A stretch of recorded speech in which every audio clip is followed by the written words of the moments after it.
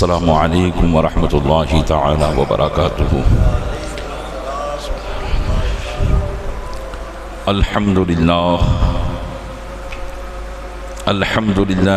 نحمده ونستعینه ونستغفره ونؤمن به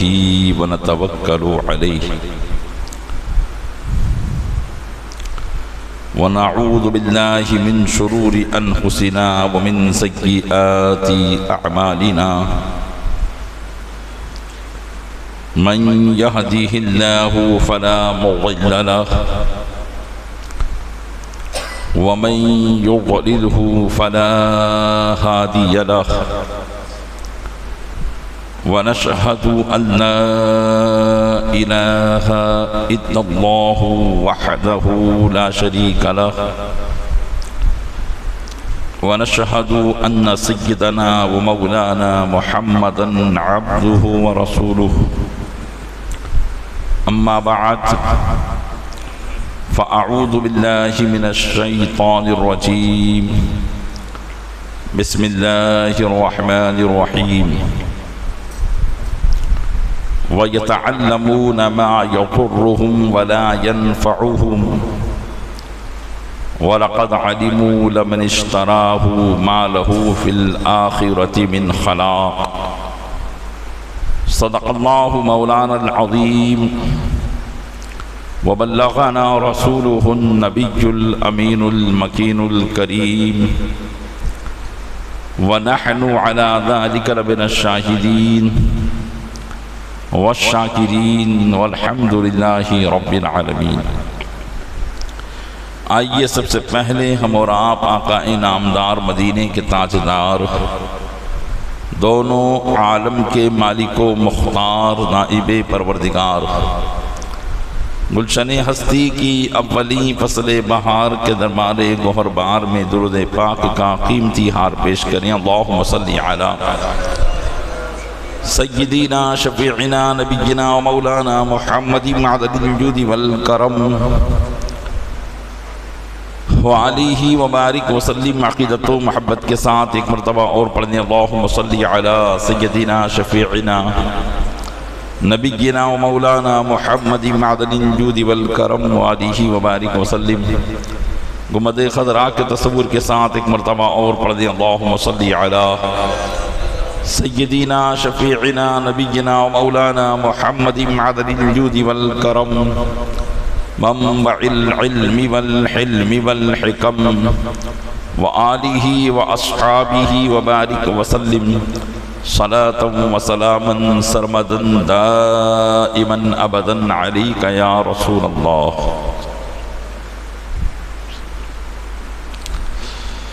خطبہ مسرورہ کے بعد قرآن مقدس کی ایک طویل آیت کریمہ میں سے اس کے مختصر سے حصے کو تلاوت کرنے کا شرف حاصل کیا ہے۔ اللہ عز و جل ارشاد فرماتا ہے وَيَتَعَلَّمُونَ مَا يَضُرُّهُمْ وَلَا يَنْفَعُهُمْ، اور لوگ وہ باتیں سیکھتے ہیں جو ان کو نقصان دے ان کو نفع نہ دے۔ وَلَقَدْ عَلِمُوا لَمَنِ اشْتَرَاهُ مَا لَهُ فِي الْآخِرَةِ مِنْ خَلَاقٍ، اور بے شک ضرور وہ جانتے ہیں کہ جو چیز انہوں نے خریدی ہے، جس نے اس کو خریدا ہے اس کے لیے آخرت میں کوئی حصہ نہیں۔ اس آیت کریمہ میں اللہ تبارک و تعالی نے عمومی طور پر ان باتوں کا سیکھنا جو انسان کو نقصان دے اور نفع نہ دے، ان باتوں کے تعلق سے ارشاد فرمایا ہے، اور بالخصوص یہاں جو آیت کریمہ ہے وہ جادو کے سیکھنے اور سکھانے کے حوالے سے نازل ہوئی ہے۔ عموماً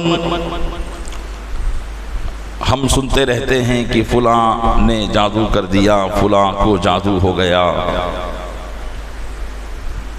تو آئیے آج کے اس بیان میں ہم اسی بات کو جاننے کی کوشش کرتے ہیں کہ شرعی اعتبار سے اسلام کے نظریے سے اس کی حقیقت کیا ہے، اور اس کا سیکھنا اور سکھانا کیسا ہے، اور آخرت میں اس کے لیے کیا عذاب ہے۔ ان سب سے پہلے اس کا پس منظر سماعت کریں کہ اس علم کی ابتدا کیسے ہوئی۔ جادو حق ہے، قرآن اور احادیث مبارکہ سے اس کے ثبوت ملتے ہیں۔ جس طریقے سے بہت سے علوم دنیا میں ہیں، بعض علم وہ ہیں جو انسان کو نقصان ہی دیتے ہیں،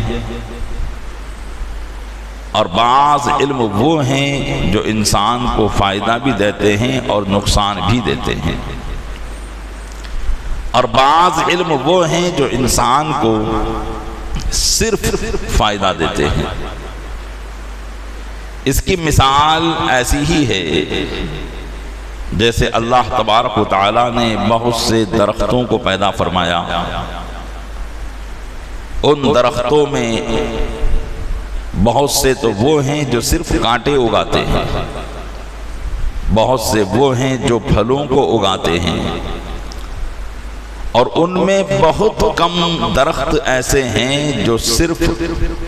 نفع بخش پھلوں کو ہی اگاتے ہیں جن کو انسان کھا سکتا ہے، اور زیادہ تر درختوں کے پھل جو ہوا کرتے ہیں وہ کڑوے اور نقصان دہ ہوتے ہیں۔ تو جس طریقے سے ہر درخت کا پھل فائدہ مند نہیں ہو سکتا، لیکن اللہ نے پیدا کیا، اس کی مشیت ہے، اس کی حکمت ہے، کیوں پیدا کیا یہ وہی جانتا ہے، لیکن ہم اسے ہمیں سمجھ میں نہ آئے تو ہم اسے بیکار کہیں، یہ غلط بات ہے۔ تو اسی طریقے سے اللہ نے بہت سے علوم پیدا کیے، سب کا خالق حقیقی تو اللہ ہی ہے، لیکن بہت سے علوم وہ ہیں جو انسان کے لیے فائدہ مند ہیں، نقصان دہ بھی ہیں، اور بہت سے وہ ہیں جو صرف نقصان دہ ہیں، اور بہت سے وہ ہیں جو صرف فائدہ مند ہیں۔ تو علم سحر یعنی جادو کا علم یہ بھی ایک ایسا علم ہے جو انسان کو نفع نہیں بلکہ نقصان ہی پہنچاتا ہے۔ قرآن کریم میں پہلے پارے کے اندر اسی بات کو فرمایا، وَيَتَعَلَّمُونَ مَا يَضُرُّهُمْ، اور یہ وہ باتیں سیکھتے ہیں جو ان کو نقصان دیتی ہے، وَلَا يَنْفَعُهُمْ، اور ان کو نفع نہیں دیتی۔ اب آئیے اس کے پس منظر کو سماعت کریں کہ کیسے قرآن کی آیت اس تعلق سے نازل ہوئی اور جادو کی ابتدا کیسے ہوئی۔ حضرت سلیمان علی نبینا وعلیہ السلام اللہ عز و جل کے جلیل القدر پیغمبر ہیں۔ اللہ تبارک و تعالیٰ نے انہیں روئے زمین پر ایسی بادشاہت عطا فرمائی کہ آپ پوری روئے زمین کے بادشاہ تھے۔ ہواؤں پر، بادلوں پر، بارشوں پر بھی آپ کی حکومت چلا کرتی تھی۔ انسان تو آپ کے مطیع و فرما بردار تھے ہی، لیکن جنات اور شیاطین بھی حضرت سلیمان علی نبینا وعلیہ السلام کے زیر فرمان تھے۔ اور جس طریقے سے انسان بظاہر دنیا میں کام کرتا ہے، زمین پر کام کرتا ہے، کوئی مکان بنا رہا ہے تو کوئی جو ہے اپنی دکان چلا رہا ہے، گرد کی دنیا کے بیشتر کام تو انسان ہی انجام دیتا ہے، اور بالکل کھلم کھلا کہ اگر پوچھا جائے کہ یہ مکان کس نے بنایا، یہ بنگلہ کس نے بنایا، یہ فیکٹری کس نے بنائی، تو یہ کہا جاتا ہے بے فلاں نے، اور فلاں سے مراد کوئی انسان ہی ہوتا ہے، ایسا نہیں کہ بھئی وہ فلاں کوئی جادوگر تھا یا جنات تھا۔ تو آج تو ایسا ہی ہے، لیکن حضرت سلیمان علی نبینا وعلیہ السلام کے زمانے میں چونکہ آپ کی ظاہری اور باطنی حکومت جنات اور انسان سب پر تھی، تو جس طریقے سے انسان کھلم کھلا کام کرتے ہیں، جنات و شیاطین بھی کھلم کھلا کام کیا کرتے تھے۔ اور ظاہر سی بات ہے کہ اللہ تبارک و تعالیٰ نے جنات کو آگ سے پیدا کیا اور ان کو کچھ ایسے کمالات بھی عطا فرمائے کہ وہ انسان کی بنسبت کسی کام کو بہت جلدی کر سکتے ہیں۔ جیسے مثال کے طور پر ہمیں یہاں سے اجمیر شریف جانا ہو تو ہمیں اپنی گاڑی کی رفتار کے مطابق وقت لگے گا، لیکن اللہ تعالیٰ نے اس اندیکھی مخلوق کو وہ قدرت عطا فرمائی ہے کہ وہ چاہیں تو ابھی احمد آباد اور دوسرے لمحے میں وہ اجمیر شریف پہنچ جائے۔ یہ قوت اللہ نے ان کو عطا کی ہے، خود سے ان کی کوئی قوت نہیں ہے۔ تو وہ جب کام کرتے تھے تو بنسبت انسان کے ان کے کام بہت جلدی ہو جاتے، جیسا کہ حضرت سلیمان علیہ نبینا وعلیہ السلام کے زمانے میں مسجد اقصی کی تعمیر ہوئی، بڑی بڑی محرابیں وہ بناتے، بڑی بڑی مسجدیں تعمیر کرتے، بڑے بڑے محلات بناتے۔ قرآن کریم کے 22ویں پارے میں اللہ ارشاد فرماتا ہے وَيَعْمَلُونَ، اور وہ بڑی بڑی محرابوں کو اور بڑے بڑے مجسمے کو بنایا کرتے تھے، اور ان کو بنانے میں کوئی وقت نہیں لگتا تھا۔ تو چونکہ انسان کے ساتھ مل کر وہ کام کرتے تھے، تو اس وقت کے انسانوں نے ان سے پوچھا کہ آخرکار تم یہ کام کیسے انجام دیتے ہو کہ ہم کو اس کام کے کرنے میں ایک عرصہ لگ جاتا ہے اور تم لمحہ بھر میں اس کام کو کر دیتے ہو؟ تو وہ بتاتے کہ ہم کچھ علم جانتے ہیں، کچھ منتر جانتے ہیں، اس منتر کو جب ہم پڑھتے ہیں تو ہم سے یہ کام بہت جلد ہو جاتا ہے۔ اب ظاہر سی بات ہے انسان کے اندر ہر چیز کو طلب کرنے کا شوق ہوتا ہے،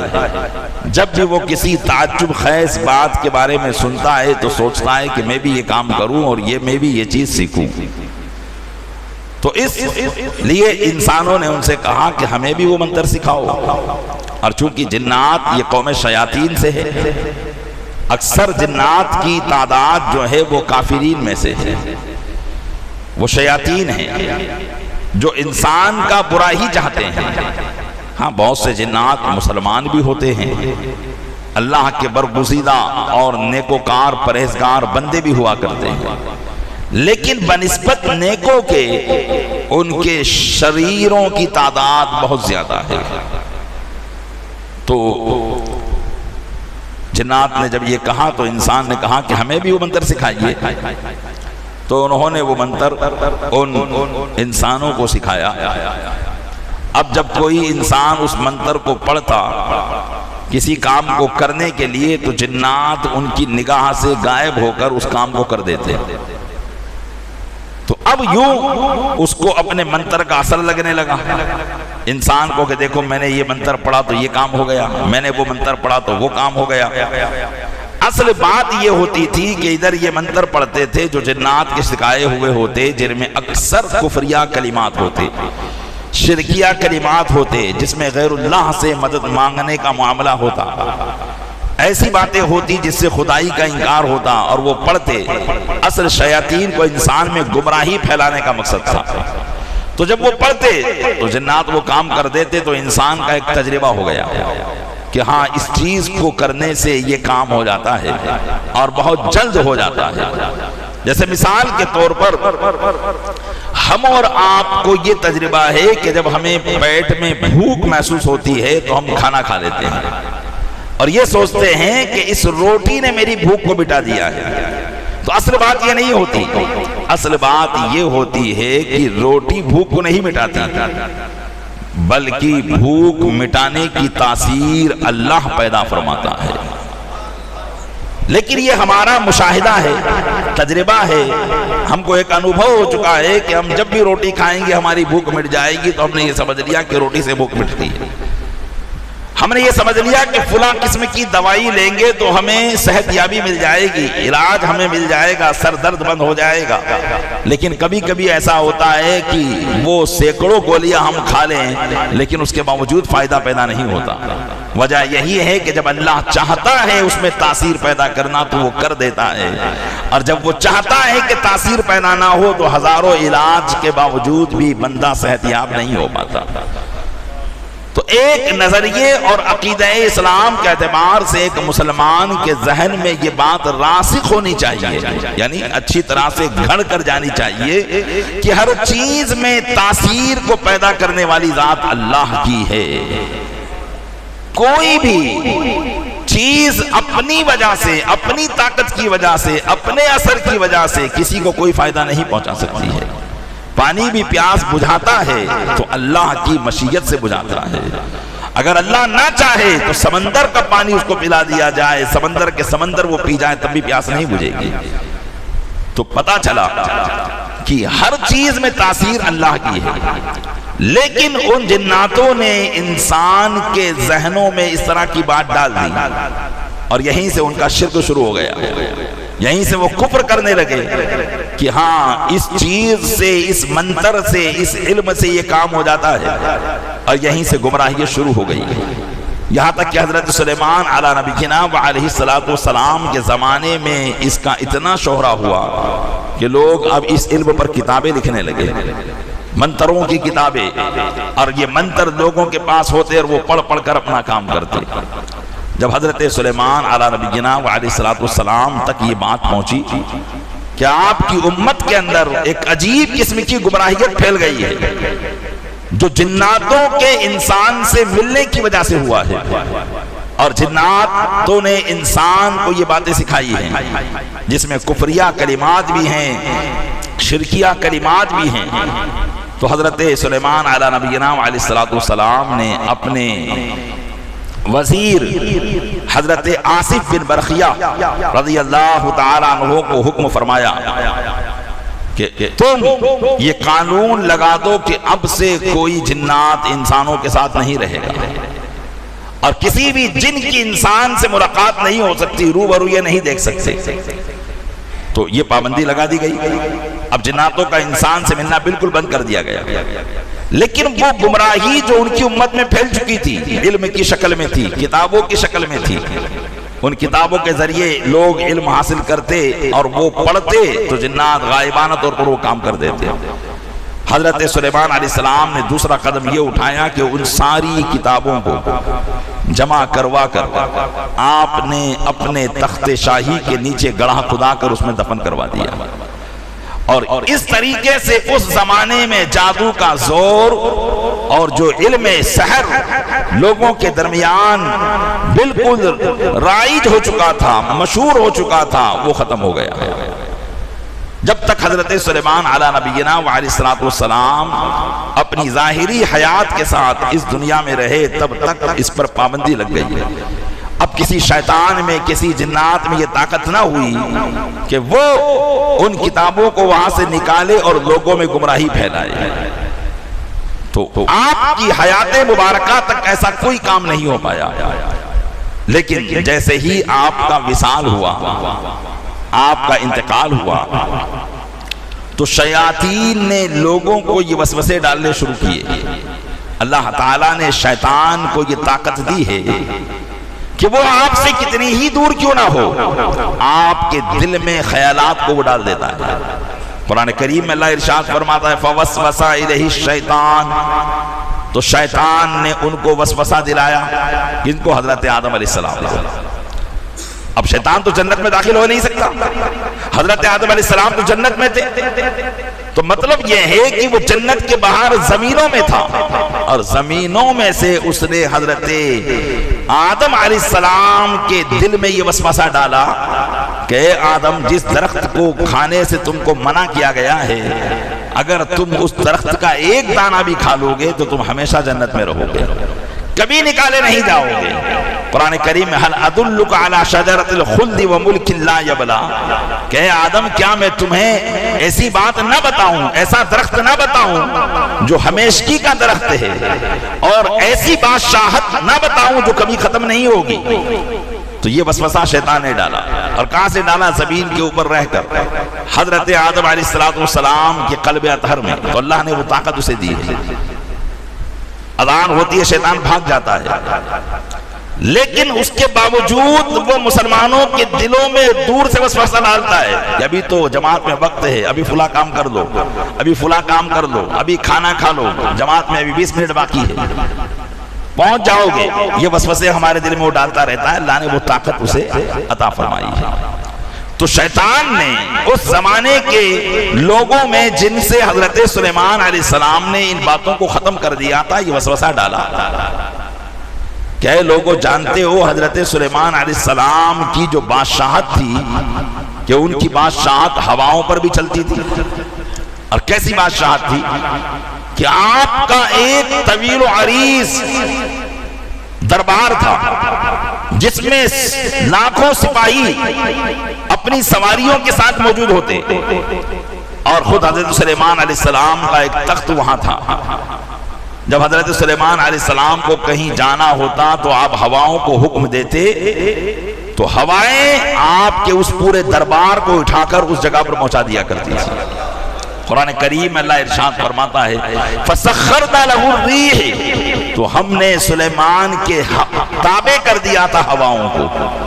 تو ہوائیں سلیمان علیہ السلام کے تابع تھی۔ تو اب شیطان نے وسوسہ ڈالا کہ یہ سلیمان علیہ السلام کی جو حکومت تھی نا،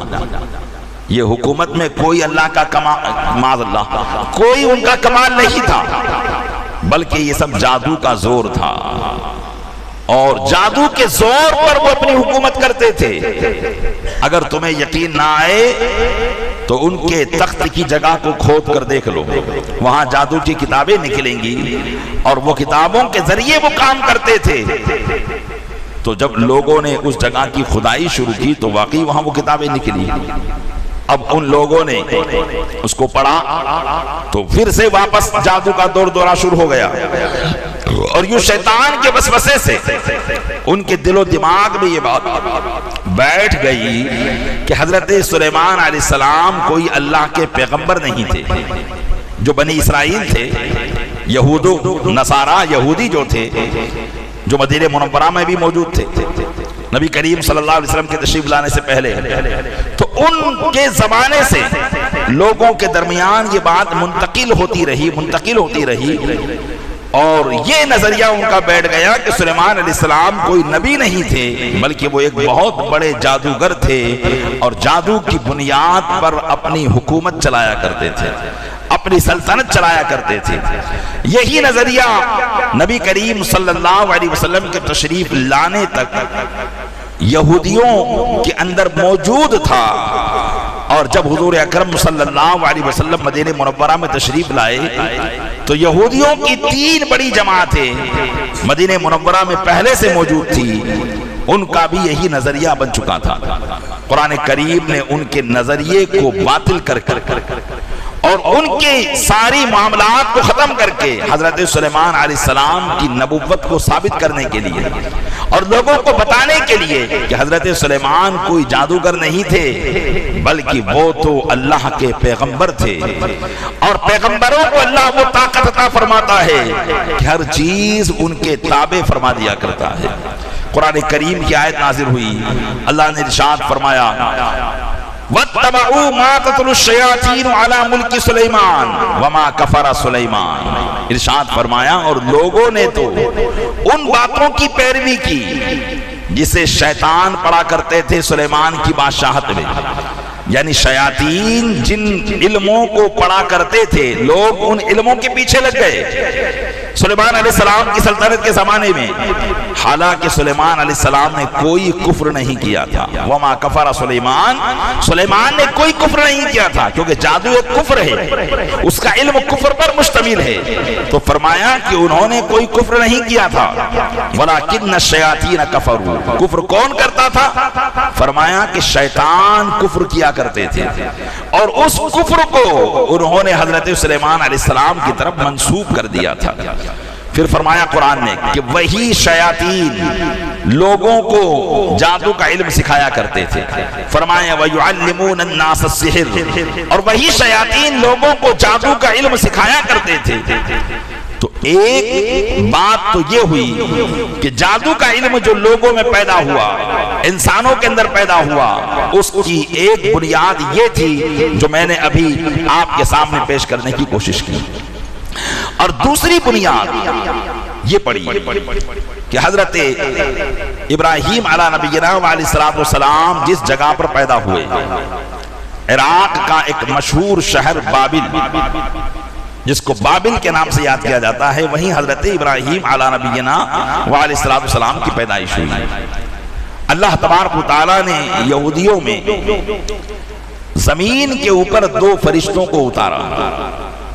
اور وہ 2 فرشتے لوگوں کی آزمائش کے لیے آئے تھے، اور جب وہ دنیا میں انسانی شکل میں آئے تو لوگ ان سے بھی جادو سیکھا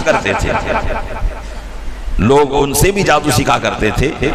تو قرآن کریم نے اسی بات کو فرمایا کہ یہ شیاطین جو پڑھا کرتے تھے ان کے پیچھے لگ گئے، وَمَا أُنزِلَ عَلَى الْمَلَكَيْنِ بِبَابِلَ هَارُوتَ وَمَارُوتَ، اور جو 2 فرشتے بابل میں اس کے پیچھے لگ گئے، جو 2 فرشتوں پر اترا بابل میں، جن کا نام ہاروت اور ماروت تھا۔ حالانکہ قرآن فرما رہا ہے کہ وہ فرشتوں کے پاس جب کوئی جادو سیکھنے آتا تو وہ فرشتے کہہ دیتے کہ دیکھو ہم تو تمہارے لیے آزمائش بن کر آئے ہیں، لہذا تم اس جادو کو سیکھ کر کفر نہ کرنا، اس جادو کو سیکھ کر کفر نہ کرنا، کیونکہ وہ کوئی ایسی بات نہیں بتاتے جس میں کفر ہوتا، لیکن جب بندے کے پاس کوئی ایسی طاقت آ جاتی ہے تو پھر وہ کسی چیز کو نہیں دیکھتا۔ جیسا کہ دنیا کے اندر انسان مال و دولت کی خواہش رکھتا ہے،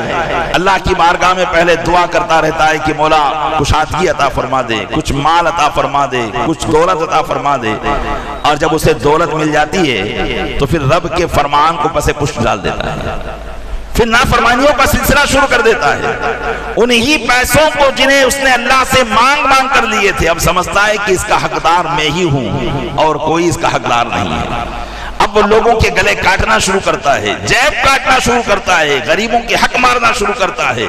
اور یہ چاہتا ہے کہ یہ سارا پیسہ میرے پاس آ جائے۔ جس طریقے سے بھی چاہے وہ اپنے لیے کمائی کے ذریعے کرنا چاہتا ہے، کوئی دوسرا کمائے یا نہ کمائے میری کمائی مجھ تک پہنچے۔ جیسے آج کے زمانے کے بھائی گیری کرنے والے لوگ کہ وہ سڑکوں کی، روڈوں کی، فٹ پاتھوں کی کرائے وصول کر کے اپنے مال میں اضافہ کرتے ہیں، اور یوں ایک طریقے سے لوگوں کے رہنے والی زندگی کو تنگ کرتے ہوئے نظر آتے ہیں۔ گورنمنٹ بھی ان کے سامنے اپنے ہاتھ پیر ہار چکی ہوتی ہے یا کوئی فائدہ ان کا ہوا ہوتا ہے، جس کی وجہ سے یہ نیوشن مسلمانوں کے علاقوں سے یا کسی اور علاقے سے ختم نہیں ہو پاتے۔ تو یہ فرعون صفت اور نمرود صفت لوگ ہوا کرتے ہیں، جو پہلے تو اللہ کی بارگاہ میں دعا کرتے ہیں، لیکن جب پیسہ ہاتھ میں آ جاتا ہے تو اپنے اندر فرعونی اور نمرودی صفات کو پیدا کر لیتے ہیں۔ اللہ کی خلیل حضرت ابراہیم خلیل اللہ کی صفت ان کے اندر نہیں ہوتی، حضرت عثمان غنی کی سخاوت ان کے اندر پیدا نہیں ہوتی، کہ مال آنے کے باوجود بھی ذرہ برابر دل کے اندر کوئی تکبر یا غرور ان کے دلوں میں نہیں تھا، بلکہ وہ اپنا سارا کا سارا مال اللہ کی راہ میں قربان کرنے کے لیے تیار تھے۔ تو اللہ کی بارگاہ میں پیارے اسلامی بھائیوں، اگر مال مانگو تو مال خلیلی مانگو، مال مانگو تو مال عثمانی مانگو، کہ یہ مال وہ مال ہے کہ جو انسان کو دنیا میں بھی بہتر رکھتا ہے اور آخرت میں بھی اس کے لیے بہتری کو پیدا کرتا ہے۔ اگر ایسا مال مل گیا جو نمرود، فرعون، قارون کو ملا تھا تو پھر یہ خدائی کا ہی انکار کر دیتے ہیں، اللہ کی ذات ہی کا انکار کر دیتے ہیں، مال کے بل بوتے پر انکار کر بیٹھتے ہیں۔ آج بھی کروڑوں اربوں پتی لوگ اپنی شادی بیاہ کے اندر اگرچہ اپنی زبان سے وہ اللہ کا اقرار کر رہے ہوتے ہیں لیکن اپنے اعمال سے اللہ کا انکار کر رہے ہوتے ہیں۔ انہیں کسی قسم کا خوف ہی نہیں ہوتا، کسی بات کا کھٹکا ہی نہیں ہوتا، کسی بات کا ڈر ہی نہیں ہوتا۔ بھئی میرا پیسہ ہے، میں خرچ کروں گا، لاکھوں روپیہ خرچ ہو جائے، لیکن شادی میں انٹری ہونی چاہیے ایسی کہ لوگ اس کو یاد رکھیں، لوگ اس کو نہ بھولیں۔ یہ فرعونی صفت ہے کہ رب کو بھول گیا، اب یہ چاہتا ہے کہ لوگ اس کو یاد رکھیں۔ ایسے کئی فرعونیوں اور نمرود صفت لوگوں کے نام مٹ گئے، کسی کا نام باقی نہ رہا۔ نام باقی رہتا ہے تو صرف اللہ والوں کا نام باقی رہتا ہے، جو اللہ کی یاد میں اپنی زندگی کو گزارا کرتے ہیں، صرف انہی کا نام باقی رہتا ہے۔ حضرت عثمان غنی اتنے مالدار تھے، اس کے باوجود بھی آج ان کا نام باقی ہے۔ کیوں نام باقی ہے؟ اس لیے کہ وہ مالدار ہونے کے ساتھ ساتھ اللہ کی راہ میں سخاوت کرنے والے تھے، غربا فقراء کی جو ہے پریشانیوں کو دور کرنے والے تھے۔ دنیا میں بھی نام رہا اور آج دنیا سے گئے سینکڑوں سال ہو گئے، اس کے باوجود بھی لوگ ان کا نام ادب سے لیا کرتے ہیں۔ تو پیارے اسلامی بھائیوں، یاد رکھو، اللہ عز و جل اگر کوئی نعمت عطا کر دے تو پھر اس نعمت کے شکرانے بڑھ جایا کرتے ہیں۔ اس نعمت کا جو ہے اللہ کی بارگاہ میں ہم کوئی جزا تو پیش نہیں کر سکتے، بس یہ پیش کر سکتے ہیں کہ اس کا شکریہ ادا کریں، اور شکریہ صرف زبان سے نہیں بلکہ شکریہ اعمال سے بھی ہو، کہ اس نعمت کے ذریعے کوئی گناہ کا کام نہ کرے، اس نعمت کے ذریعے کوئی فضول کام نہ کرے، بلکہ اس نعمت کے ذریعے اللہ کو راضی کرنے والے کام کرے، مسلمانوں کے دلوں کو خوش کرنے والے کام کریں، ایسے کام کریں جس سے آپ کے دین کی فلاح و بہبودی ہوتی ہو، ایسے کام کریں جس سے آپ کے بچوں کی کامیابی مستقبل میں نظر آتی ہو۔ ایسے کام پھر ان نعمتوں سے کرنے چاہیے، ورنہ ایک پیسے کا اللہ کی بارگاہ میں حساب دینا ہوگا، اور مرنے کے بعد ہی انسان کو سب سمجھ میں آئے گا کہ میں کیا کر رہا تھا اور میں اپنی زندگی کو کس خرافات میں گزار کر چلا گیا، اور اب تو موت کا جو ہے فرشتہ آ چکا ہے اور وہ ساری باتیں اسے خواب نظر آنے لگے گی۔ تو اس سے پہلے کہ وہ باتیں ہمیں خواب نظر آئے، ان خوابوں کو اچھا کر دو، تاکہ جب اس دنیا سے جائے اور اللہ حقیقی زندگی عطا فرمائے تو وہ زندگی ہماری ایک بہترین زندگی ہو۔ تو یہ انسان کے اندر ہوتا ہے، اس لیے وہ فرشتے جب ان کو سکھاتے تو یہ کہہ دیتے دیکھو یہ چیز مل جائے گی، یہ علم تم کو مل جائے گا، تو اس کے ذریعے کوئی کفر نہ کرنا، اللہ کی ناشکری نہ کرنا، ایسے کام نہ کرنا جس سے لوگوں کو نقصان ہو۔ قرآن کریم ارشاد فرماتا ہے وَمَا يُعَلِّمَانِ مِنْ أَحَدٍ حَتَّى يَقُولَا إِنَّمَا نَحْنُ فِتْنَةٌ فَلَا تَكْفُرْ، اور وہ دونوں فرشتے کسی کو کچھ نہیں سکھاتے، یہاں تک کہ کہہ دیتے ہیں کہ ہم تو آزمائش ہیں، ہم تو نری آزمائش ہیں، فلا تکفر، لہذا اس علم کو سیکھنے کے بعد تم کفر نہ کرنا۔ قرآن فرماتا ہے فَيَتَعَلَّمُونَ مِنْهُمَا مَا يَفَرِّقُونَ بِهِ بَيْنَ الْمَرْءِ وَزَوْجِهِ، تو وہ ان دونوں فرشتوں سے ان باتوں کو سیکھتے جس کے ذریعے وہ شوہر اور اس کی بیوی کے درمیان جدائی ڈالتے۔ آج ہوتا ہے، یہ بھی کام ہوتے ہیں، حالانکہ وہ کہہ دیتے کہ ایسا کوئی کام نہ کرنا، لیکن ان سے وہ چیز سیکھ کر اس کام کو کیا کرتے کہ عورت اور اس کے شوہر کے درمیان جدائی ڈال دیتے، طرح طرح کے لوگوں کے بگاڑ کے کام پیدا کرتے۔ اب اللہ ارشاد فرماتا ہے کہ کہیں مسلمان یہ نظریہ نہ بنا لے کہ یہ کام جو میاں بیوی کے درمیان تفریق ہوئی، یہ جو اس علم کے ذریعے نقصان پہنچا، تو اس علم میں وہ طاقت تھی جس نے وہ نقصان پہنچایا۔ اللہ ارشاد فرماتا ہے وَمَا هُمْ بِغَارِّينَ مِنْ أَحَدٍ إِلَّا بِإِذْنِ اللَّهِ، اور وہ کسی کو بھی کوئی نقصان نہیں پہنچا سکتے مگر اللہ کے حکم سے، مگر اللہ کے حکم سے۔ اس کی ایک مثال میں آپ کو بتا دوں جو اسلامی عقیدے اور نظریے کے مطابق ہے۔ جیسا کہ میں نے پہلے ابتدا میں بتایا کہ ہر چیز میں تاثیر اللہ پیدا کرتا ہے۔ مثال کے طور پر ہم نے کسی کو تماچا رسید کیا، جیسے ہی تماچا مارا اسے ضرب لگی، اسے اس کی سختی محسوس ہوئی، تو تماچا مارنا میرا تھا، لیکن اس تماچے میں جو مار کا اثر پیدا کیا ہے وہ اللہ کی ذات نے پیدا کیا ہے، وہ اللہ کی ذات نے پیدا کیا ہے۔ آگ کا کام ہے جلانا، لیکن آگ میں خود سے وہ جلانے کی تاثیر پیدا نہیں ہوئی، بلکہ جیسے ہی کسی بندے کو وہ آگ لگتی ہے اللہ اس میں وہ تاثیر پیدا کر دیتا ہے، اور اگر اللہ وہ تاثیر پیدا نہ کرے تو پھر نار نمرود میں حضرت ابراہیم علیہ السلام کو ڈالا جائے تو وہ دیکھنے والوں کے لیے تو آگ نظر آئے، لیکن حضرت ابراہیم علیہ السلام کے لیے گلے گلزار بن جائے۔ کیوں؟ کیونکہ اللہ عز و جل نے دیکھنے والوں کے لیے آگ رکھا، لیکن حضرت ابراہیم علیہ السلام کے لیے اسے ہی ایسا ٹھنڈا کر دیا کہ وہ ان کے لیے ٹھنڈی بھی ہو گئی اور سلامتی والی بھی ہو گئی۔ تو پتہ چلا کہ ہر چیز میں تاثیر اللہ پیدا کرتا ہے۔ تو کوئی جادو کو یہ نہ سمجھے کہ جادو کے ذریعے یہ تاثیر پیدا ہو گئی۔ قرآن کریم نے اسی بات کو فرمایا، اسی نظریے کو فرمایا کہ کئی مسلمان اس نظریے میں گم نہ ہو جائے۔ فرمایا وَمَا هُمْ بِضَارِّينَ مِنْ أَحَدٍ إِلَّا بِإِذْنِ اللَّهِ، اور وہ کسی کو کوئی تکلیف نہیں دے سکتے مگر اللہ کے حکم سے، اور اللہ تعالیٰ نے ہر چیز کو سبب کے ساتھ مسبب کیا ہے۔ اگر وہ چاہے تو ڈائریکٹ بھی وہ کام کر دے، لیکن چونکہ دنیا دارالعمل ہے، انسان کو اچھے اور برے عمل کے ذریعے یہاں آزمایا جاتا ہے، کون اچھا عمل کرے گا اور کون برے عمل کرے گا، اس دنیا سے جب جائے گا تو پھر اس کی جزا قیامت کے دن اللہ تعالیٰ عطا فرمائے گا۔ اس لیے اب ہر انسان کو دیکھنا ہے، کیونکہ اللہ نے ہر انسان کو جانوروں کی طرح پاگل نہیں، جانوروں کی طرح بے عقل نہیں بنایا، بلکہ ایک ایسی عقل دی ہے جس کے ذریعے وہ اچھائی اور برائی میں تمیز کر دیتا ہے، شر اور خیر کے اندر وہ تمیز کرتا ہے، فساد اور غیر فساد میں وہ تمیز کرتا ہے۔ اسی طریقے سے اللہ نے اسے ہدایت کی عقل عطا فرمائی ہے جس کے ذریعے وہ ہدایت اور گمراہی میں تمیز کرتا ہے۔ تو اللہ نے عقل عطا فرمائی ہے، لہذا اسے سوچنا ہے کہ مجھے کون سے کام کرنا ہے اور کون سے کام نہیں کرنا ہے۔ اور قرآن فرماتا ہے کہ وہ شیاطین سے جو سیکھتے تھے تو فرمایا وَيَتَعَلَّمُونَ مَا يَضُرُّهُمْ وَلَا يَنْفَعُهُمْ، اور جسے وہ سیکھتے تھے جادوگروں سے، جناتوں سے، تو وہ ایسا علم تھا جو نہ ان کو نفع دے نہ ان کو نقصان پہنچائے، اور وہ خود جو سیکھنے والے ہوتے ہیں۔ اللہ فرماتا ہے وَلَقَدْ عَلِمُوا لَمَنِ اشْتَرَاهُ مَا لَهُ فِي الْآخِرَةِ مِنْ خَلَاقٍ، اور جس کو یہ مول لے رہے ہیں، جس کو یہ سیکھ رہے ہیں، جانتے ہیں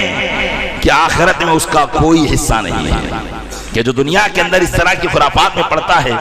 ان کی آخرت تباہ و برباد کر دی جاتی ہے۔ اللہ ارشاد فرماتا وَلَبِئْسَ مَا شَرُوا بِهِ أَنفُسَهُمْ لَوْ كَانُوا يَعْلَمُونَ، کتنی بری چیز ہے جس کو وہ مول لے رہے ہیں، کاش کہ وہ جان لیتے۔ دنیا کے اندر انسان اگر اس بات کو جان لے کہ میرے لیے دنیا میں اور آخرت میں کیا بہتر ہے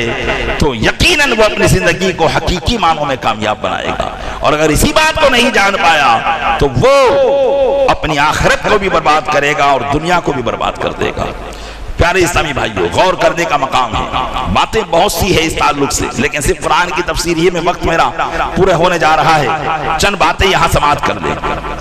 اس آیت کریمہ سے یہ حاصل ہوا کہ بے فائدہ علوم یہ ہمیں سیکھنے سے منع کیا گیا ہے، جس علم کا کوئی فائدہ نہ ہو، جیسے مثال کے طور پر گانوں کی، باجوں کی سرتال کو سیکھنا، بعض لوگ میوزک سکھا کرتے ہیں جبکہ یہ بے فائدہ علم ہے، اس کا کوئی فائدہ نہیں ہے۔ ایسے ہی کہانیاں، قصوں کو پڑھنا اور اس سے علم حاصل کرنا، ناول ہے، ڈائجسٹ ہے، اس طرح کے لوگ، اب آج کے زمانے میں تو موبائل ایک ایسی بلا چلی ہے کہ کوئی ناول کی طرف نہیں جاتا، اب وہ چیزیں سب اس میں آ گئی ہیں، تو ان باتوں کو بھی سیکھنا یہ بے فائدہ ہے۔ اسی طریقے سے مختلف قسم کے علوم اور فلسفہ قدیمہ، جیسے آج سائنس چل رہی ہے، سائنس کا زمانہ ہے، اس زمانے سے پہلے ایک زمانہ وہ تھا جس میں فلسفہ سکھایا جاتا تھا، ہر چیز کی علت سکھائی جاتی تھی، لیکن اس کے بہت سے علوم کفریات پر مشتمل تھے، اور لوگ اس علم کو سیکھ کر ایسے مگن ہو گئے تھے کہ وہ ہر چیز میں تاثیر اس خود کی ذات کو سمجھتے تھے، اللہ عز و جل کی ذات سے ناواقف ہو چکے تھے۔ اس لیے ایسے لوگوں سے کہا گیا کہ فلسفہ قدیمہ کو حاصل کرنا یہ بھی ناجائز و حرام ہے۔ اسی طریقے سے اگر سائنس کا علم انسان کو خدا کی یاد سے غافل کر دیتا ہے، خدا کی ذات سے، خدا کی صفات سے غافل کر دیتا ہے، تو پھر اس کے لیے وہ علم بھی حاصل کرنا ناجائز و حرام ہو جائے گا۔